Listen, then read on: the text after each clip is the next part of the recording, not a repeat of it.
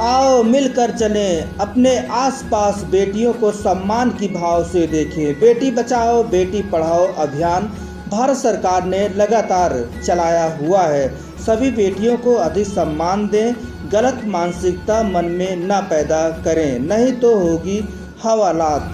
जागो देशवासियों जागो।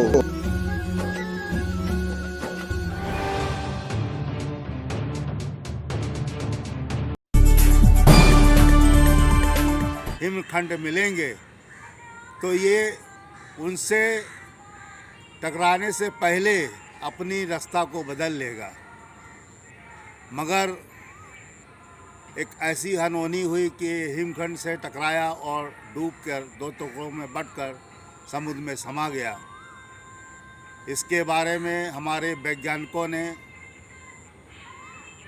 वैज्ञानिकों के साथ साथ देश के विदेश के सभी वैज्ञानिकों ने इस पर कार्य किया और इस पर जो है आपका फ्रैक्चर मैकेनिक्स के बारे में बहुत स्टडी की और उस स्टडी को करते करते इस निष्कर्ष पे निकला कि हमारे इन मेटल में बहुत से ऐसे मेटल होते हैं, बल्कि सभी मेटल ऐसे होते हैं जिसमें कि बहुत ही माइक्रो लेवल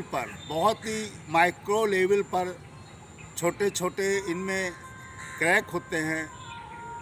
और ये जो है स्ट्रेस डेवलपमेंट के साथ साथ ये अपने को ऐसा वीक जोन बना देते हैं जिससे कि ये कमज़ोर होकर टूटने में मजबूर हो जाते हैं।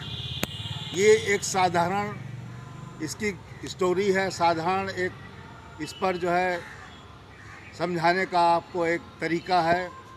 इसकी जो अगर आप कभी फिजिक्स पढ़ें तो आपको इसके बारे में बहुत ही अच्छा अनुभव होगा कि जो हमारा क्रैक का ग्रोथ होता है उसकी क्या थ्योरी है। और उस क्रैक ग्रोथ पर ही बहुत सारी टेस्टिंगें अब हमारे मेटलर्जिकल डिपार्टमेंट और मेटलर्जिकल एस्पेक्ट में ली गई हैं और ली जा रही हैं।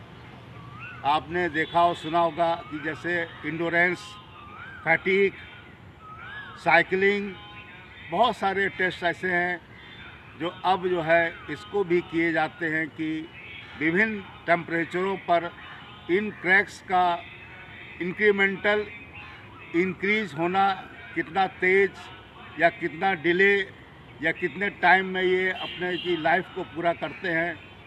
ये कई थ्योरियाँ ऐसी बनी हैं जिनसे ये समझा जाता है और एक एस्टिमेटेड चीज़ निकाली जाती है।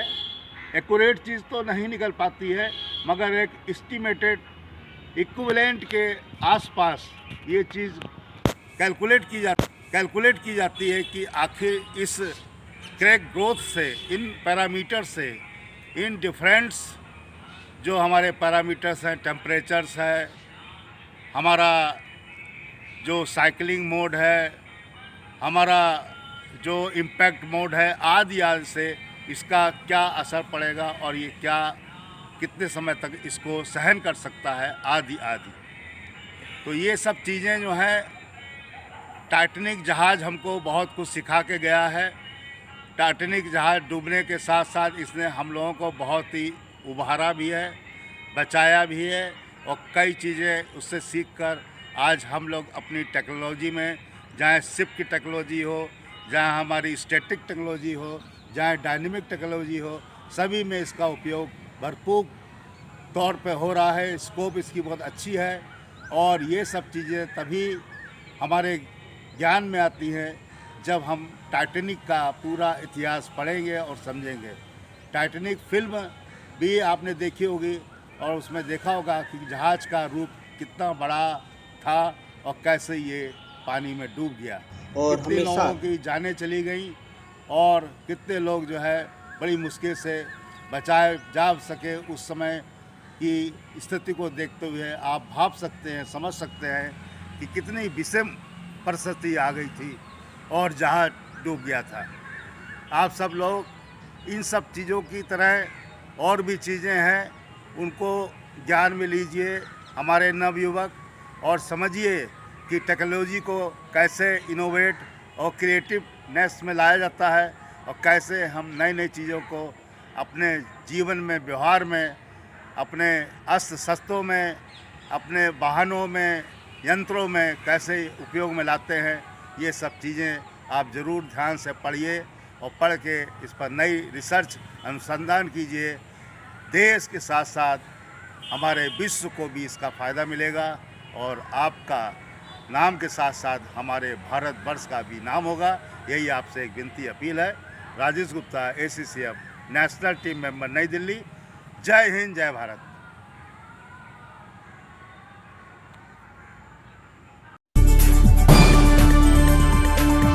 नमस्कार दोस्तों, मेरे चैनल को सब्सक्राइब, लाइक करें और आइकॉन को जरूर दबाएं ताकि आने वाले वीडियो को आपको नोटिफिकेशन मिल जाए। धन्यवाद।